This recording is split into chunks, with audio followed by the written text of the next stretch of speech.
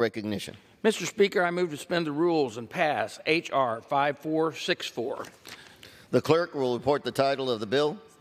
H.R. 5464, a bill to name the Department of Veterans Affairs Community-Based Outpatient Clinic in Guntersville, Alabama as the Colonel Ola Lee Mize Department of Veterans Affairs Clinic. Pursuant to the rule, the gentleman from Illinois, Mr. Bost, and the gentleman from California, Mr. Takano, each will control 20 minutes. The chair recognizes the gentleman from Illinois. Speaker, I ask unanimous consent that all members have 5 legislative days in which to revise and extend their remarks on H.R. 5464.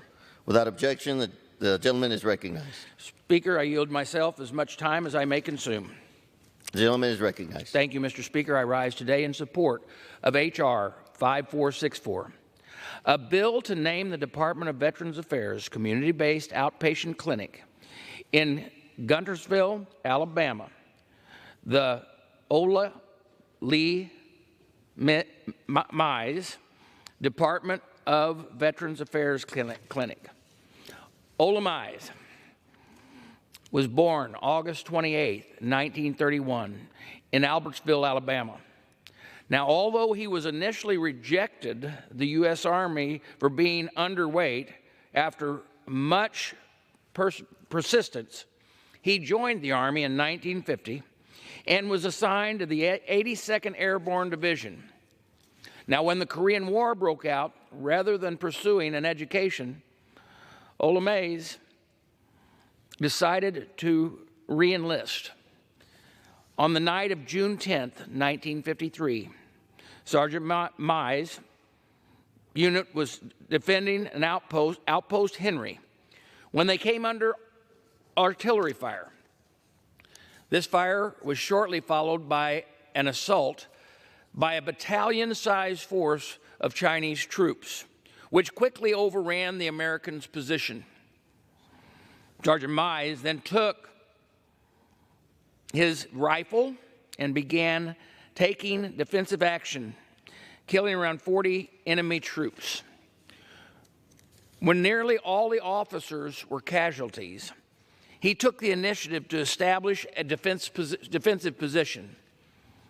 Sergeant Mize and his team went from bunker to bunker, firing at the enemy, confusing them into thinking Americans had a larger defense position than they actually did.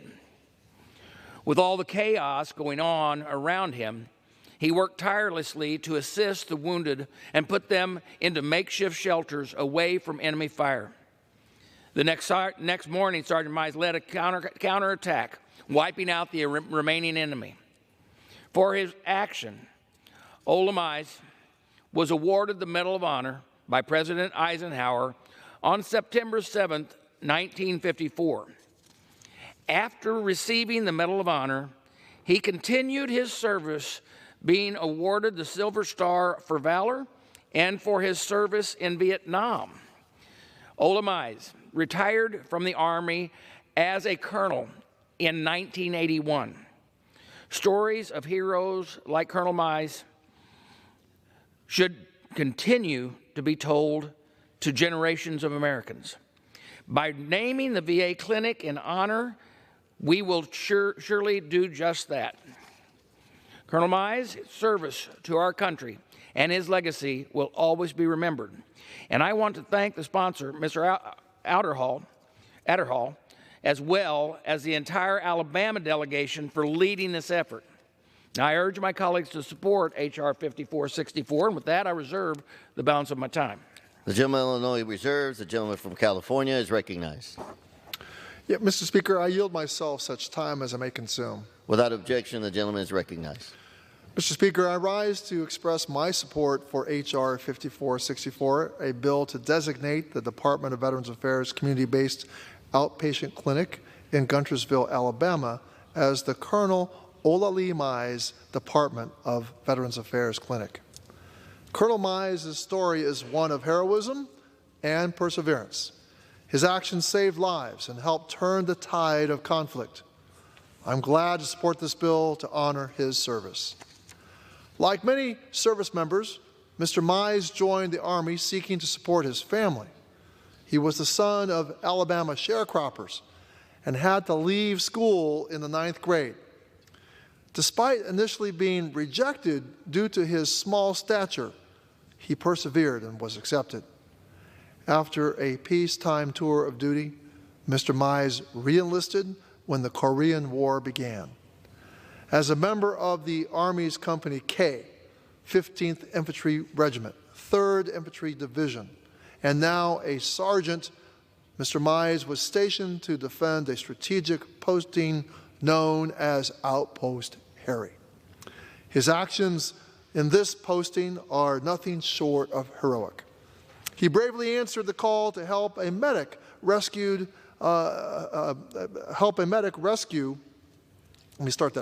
He bravely answered the call to help a medic rescue an injured soldier at a listening post and brought him back to safety. Sergeant Mize then fought his way to assist an American machine gun nest that had been overrun. On his way, he was blown down. He was blown down 3 separate times by artillery and grenade blasts, but he returned to his astounded men alive. Sergeant Mize brought down as many as 65 enemy soldiers and helped rescue the outpost for the American forces. Of 56 Americans involved in the Outpost Harry fighting, only 8 survived, but Sergeant Mize's actions helped ensure that number was as high as it was. In a testament to his loyalty to his men, Sergeant Mize initially refused the Medal of Honor when he was told that he would be honored with it, saying it should go to mark their bravery instead. When he did finally accept it from President Eisenhower in 1954, he accepted it on behalf of his men. Despite demonstrating more than enough valor for one lifetime, Colonel Mize received a commission with the U.S. Special Forces and served 4 tours of duty, including 3 in Vietnam with the Army Green Berets. In addition to his Medal of Honor, throughout his military career, he was awarded the Legion of Merit twice, the Silver Star, the Bronze Star 5 times, and the Purple Heart, among others. After an assignment to the Special Forces School, he retired as a full colonel in 1981. As a nation, we must remember Colonel Mize's sense of duty, loyalty to his men, and heroism. I can think of no better way to honor him. Mr. Speaker, I support this important piece of legislation, and I ask that my colleagues do the same. Thank you, and I reserve the balance of my time. The gentleman from California reserves. The gentleman from Illinois.